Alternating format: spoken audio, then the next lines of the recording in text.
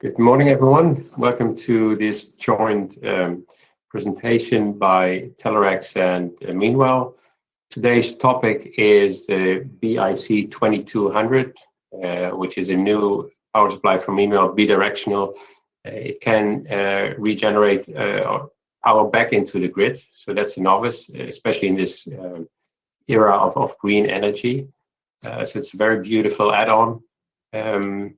If you, during this presentation, have any questions, you can key them into the right-hand side in the chat box. Questions will be discussed at the end of the session. With us here today is Dylan Liu from Meanwell, who will tell us all the ins and outs and some tips and tricks about the application and the use.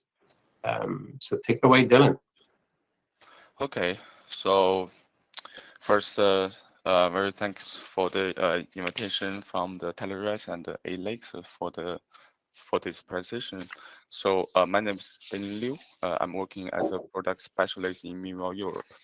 So today I'm going to introduce a very interesting topic with the use of the bi-directional power supply.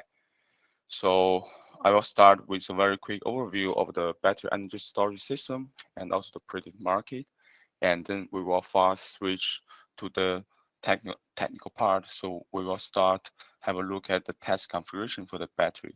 So here I will introduce two kinds of test configuration, which is widely used for the battery test in the industrial or the commercial use. So after that, we will start to introduce the power supply, the bi-directional power supply. And I will take an example of Meanwell BIC 2200 power supply. So we will take into more details of the basics of this power supply, for example, how this kind of power supply work, as well as the applications. So we'll also leave some thermal and EMC information here in the slides, as well as the anti-islanding protection. So anti-islanding protection is quite important when considering the grid-tie inverter. So I will briefly introduce what is islanding as well as the anti-islanding protection.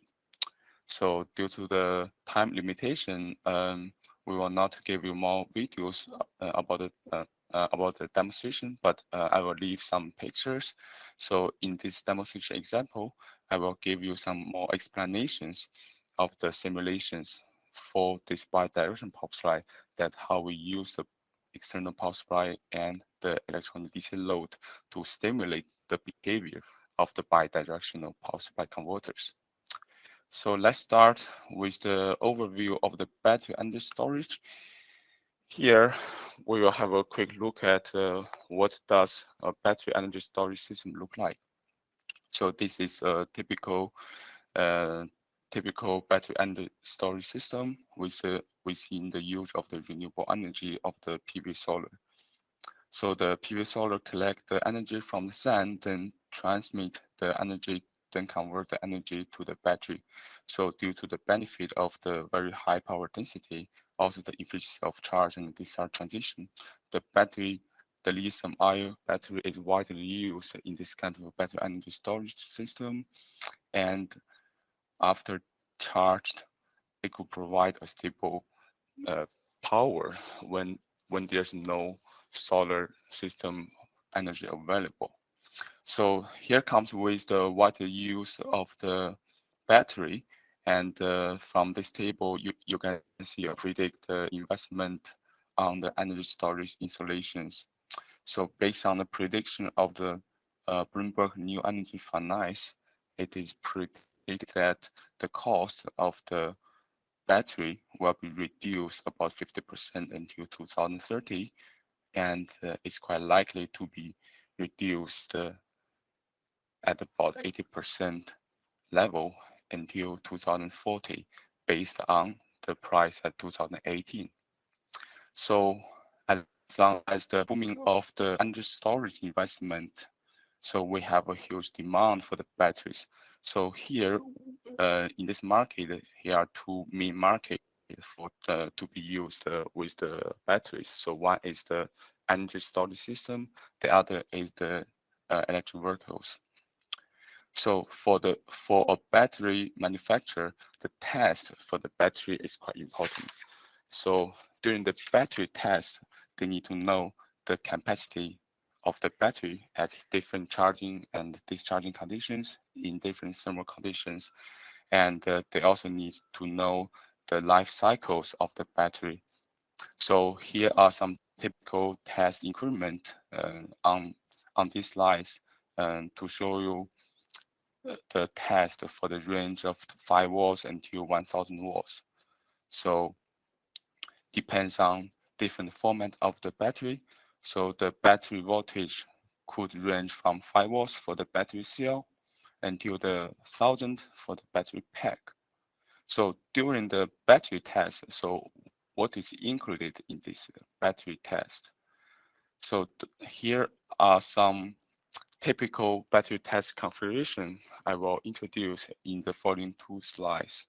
So in the battery test, the bidirectional power supply is used. So why we use bidirectional power supply, not simply one-way power supply?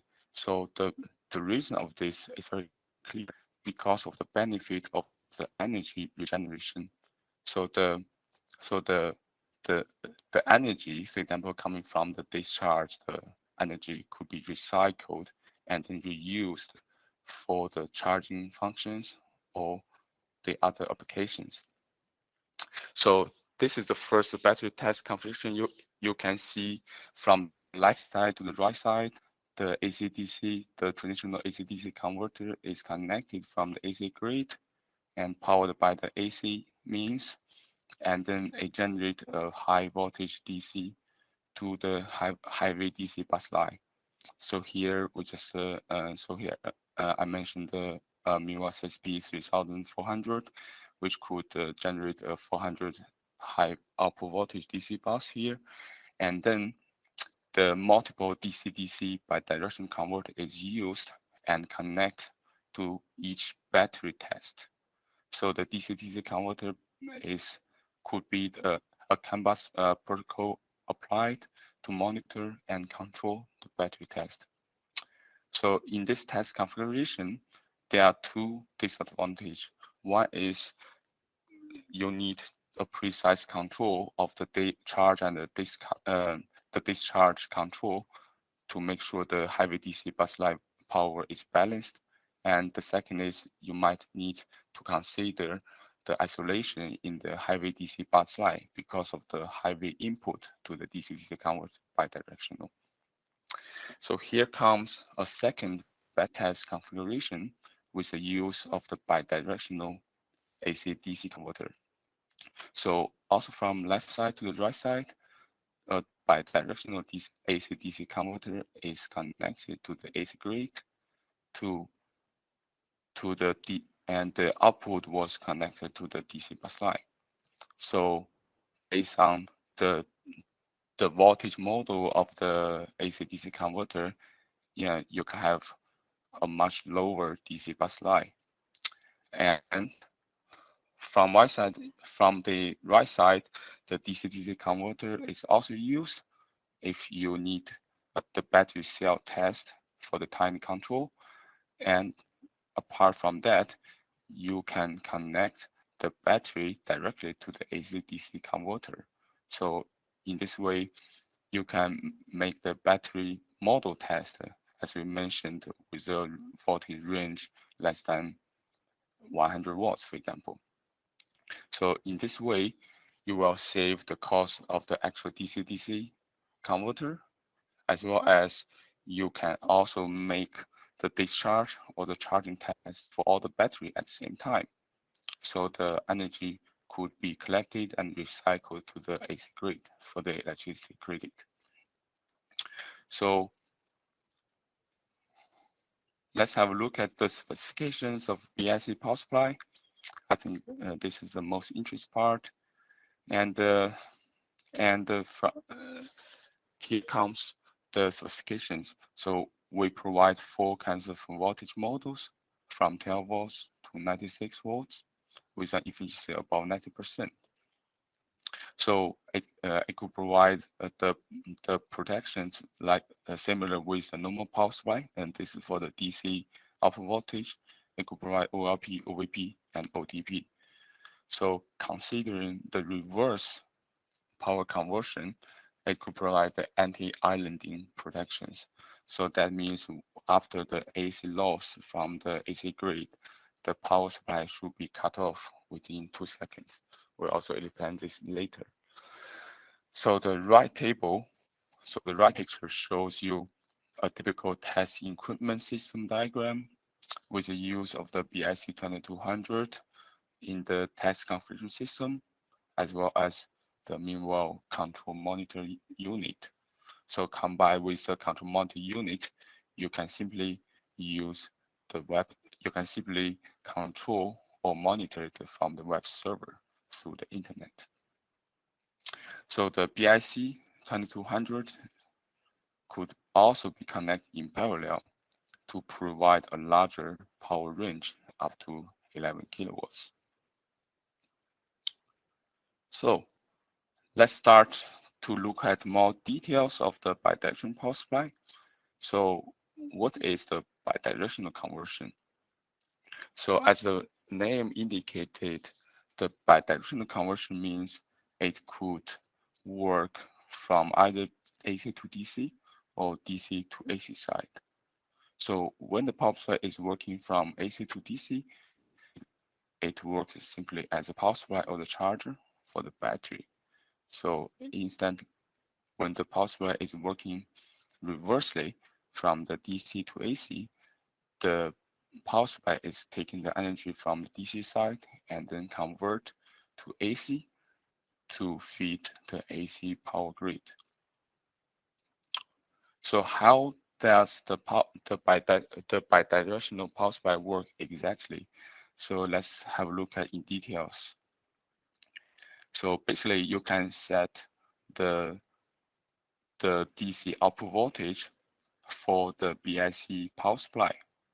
So after you set up the output voltage of the power supply will detect the battery voltage and compare the setting voltage as well as the battery voltage. So for example, when the battery voltage is less than the BIC setting voltage, then the power supply is working forward. So it will work as a charger. So alternatively, when the battery voltage is greater than the setting voltage of the power supply, then the power supply will detect and then convert the power conversion from DC to AC side. So this is so-called the auto detect mode. So the power supply will detect the voltage of the battery and auto switch the mode in forward or reverse direction.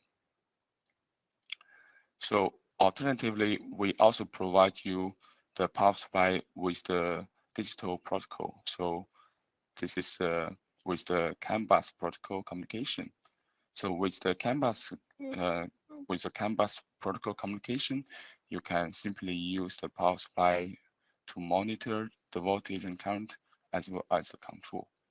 So there is an additional feature to use with the digital command that it is allowed to set a directional control by so-called CD mode. So CD mode simply means the charging or discharging mode.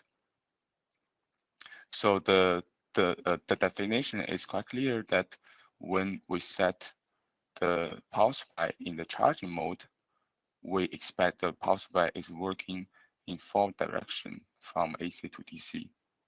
So when we want the discharging test of the battery, then we just simply set it into the discharging mode.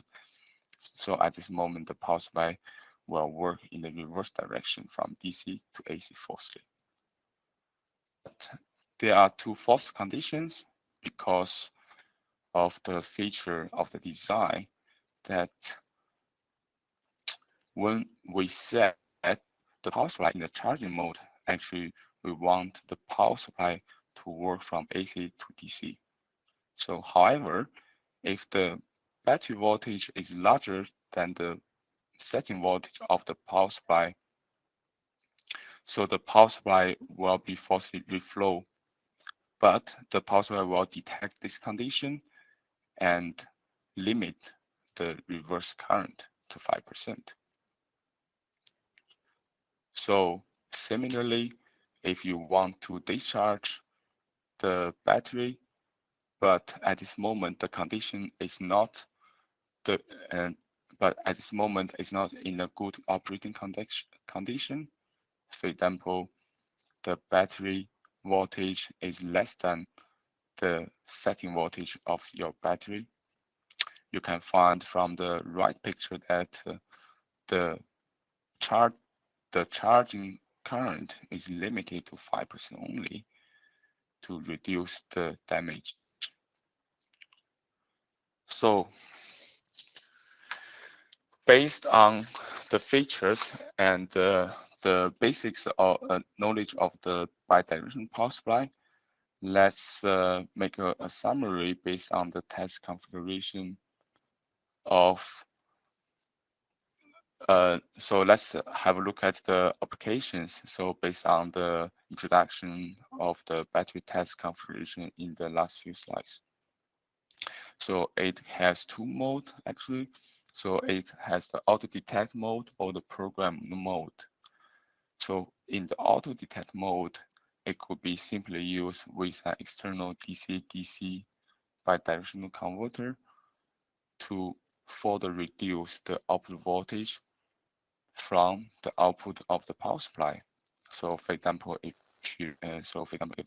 the manufacturer needs to operate the cell test at 5 volts or 3.3 volts, so they need an actual bidirectional DC-DC converter. So alternatively, they can also use the power supply directly connected with a model test. So in this mode, they can simply use the CANbus protocol to make the charge and discharge control, as well as the monitor of the battery conditions.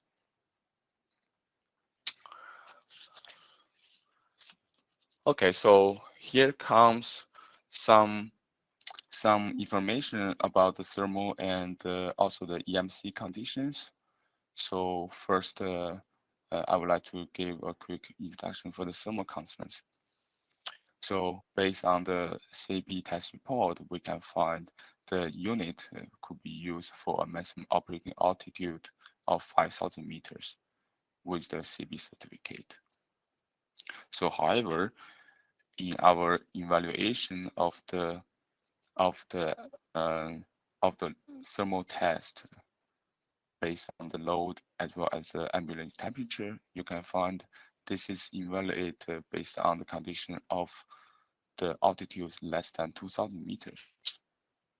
So as we all know that at when the altitude becomes much higher, then the static pressure becomes much lower, as well as the density of the air. So that makes the decrease of the efficiency for the heatsink. So since this model is operating with fan, so we need to include the efficiency of the fan heatsink. So from the node, you can see when the altitude is greater than 2,000 meters, we need to consider a 5-degree derating with every 1,000 meters. So how to read it from this curve? You just simply shift the derating curve to the left with 5 degrees. So here comes an overview of the EMC.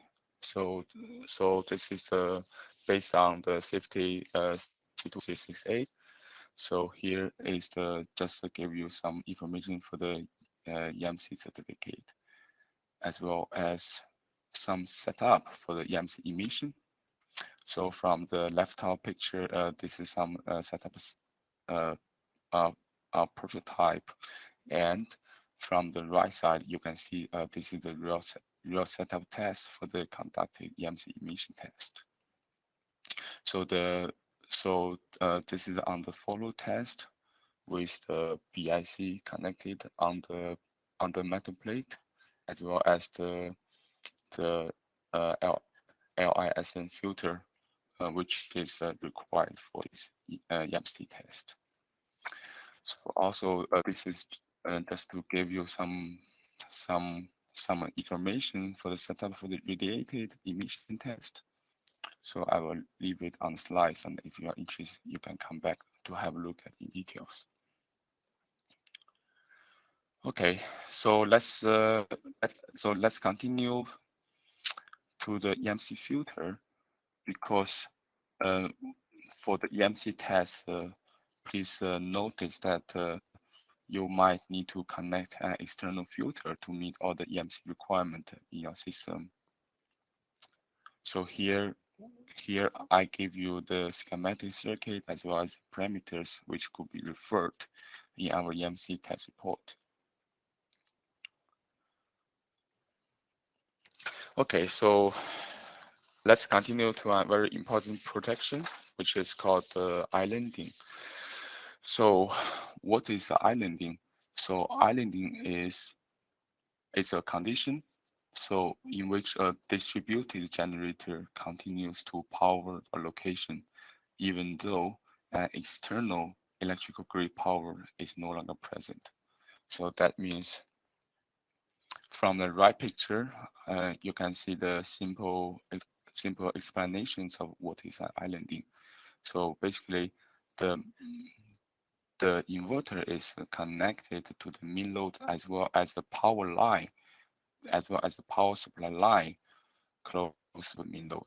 So once the main grid is disconnected, so the power supply, so the inverter is continue to power this local location. So at this moment, in this condition, we call it islanding. So islanding is quite dangerous because of the risk of the electric shock, as well as the damage during the electricity recovery. So regarding to the electric shock, it's considered that as the grid may be powered in the event of a power shortage. So this may cause the utility workers and expose them to a very dangerous high voltage situation, such as shocks. So there are also the second risk, which is a damage of the customer appliance as well as the inverter, because at the moment of the electricity recovered due to the voltage fluctuation and also the out of phase of the voltage, so there might be a huge voltage surge as well as the very high inverse current to the customer appliance or the inverter, so which could cause the damage of the appliance. So normally the grid tie inverter is also connected with a voltage surge protector to make sure the inverter is protected in different extreme operation conditions. So to prevent this dangerous condition happen, the power supply, the BIC bidirectional power supply is also featured with the anti-islanding protection. So in the anti-islanding protection, is tested according to IEC 62116 safety regulations. So it mentions that the power supply, the inverter, so when the bidirectional power supply is working as a grid tie inverter, it needs to detect and also release to energize the grid within 2 seconds of the formation of an island. So how this is tested? So you can have a look at for the right circuit of the testing network. So this is mentioned also in this IEC 6216 regulation. So here you can find the simulated area, electric pulse simulator, as well as an RLC load, also the EOT, which is a grid tie inverter in the test. So we close all the 3 switches, S1, S2, S3, and we power on the grid tie inverter with the 230 VAC, for example. and we tune the ILC load into a resident condition. So at this moment, the stimulated AC is also detect how much current is flowing through S3 into the stimulated AC grid.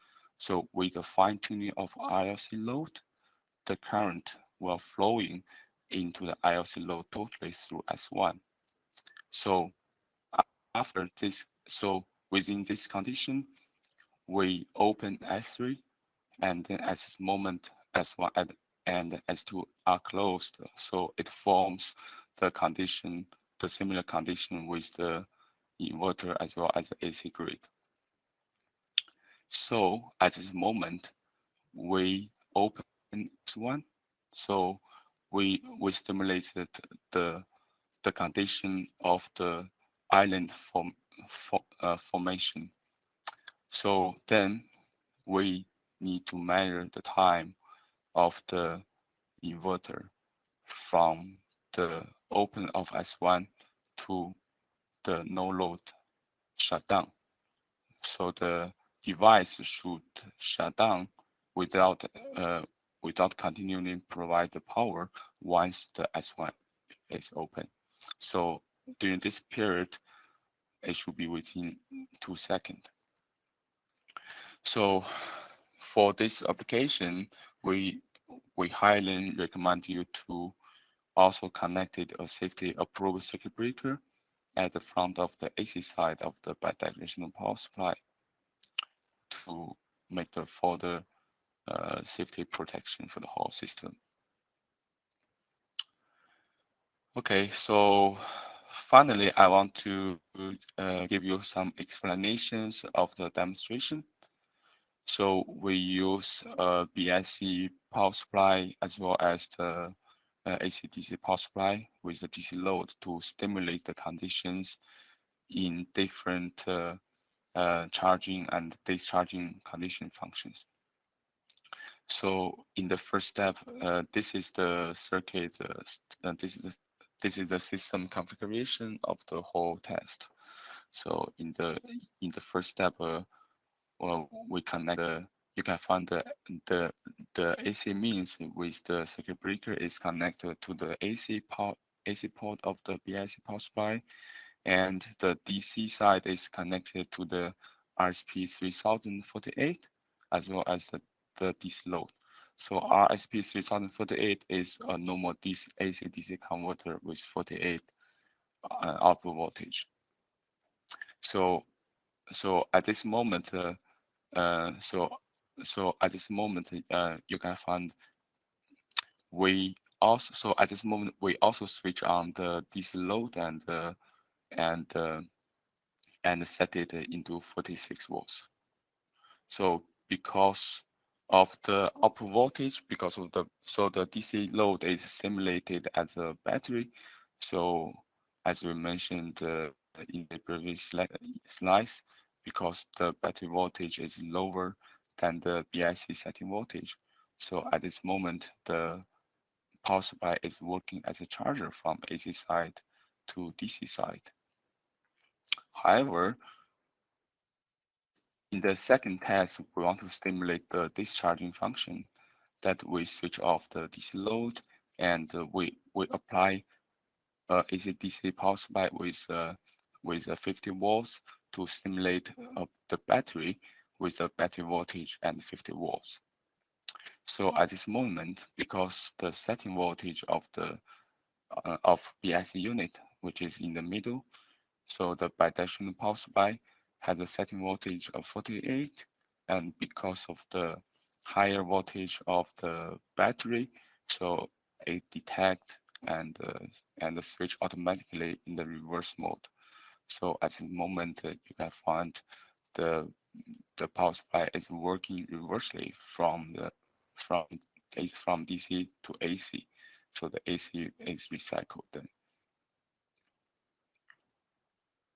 So in the last step, we just repeat the step 1 and step 2 to stimulate different condition of the charging and discharging for the battery. So you could find the power supply is auto detect and reverse the working direction automatically. Okay, so this is the I think this is the end of my presentation today. So I hope you enjoyed this presentation and you also learn some information from this presentation. So if you have any questions, please feel free to ask here.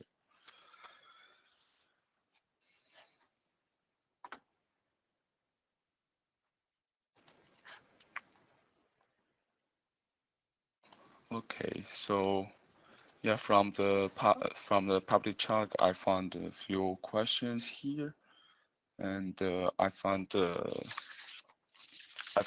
first question from Kevin asking, is BIC 2200 compatible with CANopen protocol? No, BIC 2200 supports the CANbus protocols, and we provide CANbus 2.0 extended protocol. So this is CANbus protocol with the frame, with the extension frame with 29 bits. So basically, this is I think this is not directly compatible with CANopen protocol. I suggest you might need to check if there's a gateway available for the CANbus and also CANopen, for example.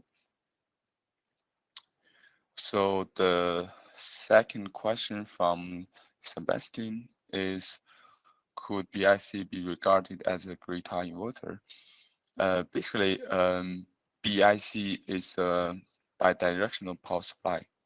So I think it cannot be regarded as only a grid-tie inverter.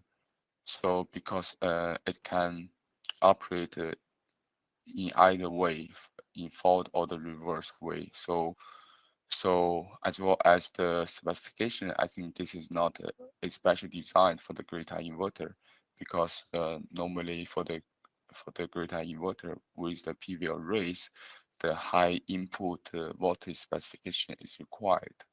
So as well as the safety side, for BIC, we applied for the 62368 power supply safety. So I think for the grid-tie requirement, there are more the renewable energy certificate is required for this kind of applications. So the third question, the last question also from Kevin is, what is the transit time of charge and discharge transaction? Is it possible to use for kinetic energy recovery systems such as robotics? Well, BIC 2200 could provide a very fast transit time, so the charge and discharge transit response time is within 1 millisecond. Actually, you can also find this node from our power supply specifications. So robotics, needs the bi-directional power supply could be also used for the robotics, because it can absorb the back EMF energy generated from the robotics. So because of the fast transition within 1 millisecond, I think it could be widely used for the kinetic energy recovery system. Okay, I think there's no more questions coming. Yeah, so I think I will give the pass to Henrik or Buck. Yeah, so thank you for listening. Okay, thank you very much, Dylan, for this very informative presentation. If there's any more questions, please feel free to contact your account manager or send an email to info@telerex-europe.com. Also, if you want to subscribe to our newsletter, you can go to the website telerex.nl, and there under events and news and events, you can register, and you will get the emails regularly. Thank you all for watching. I hope to see you next time.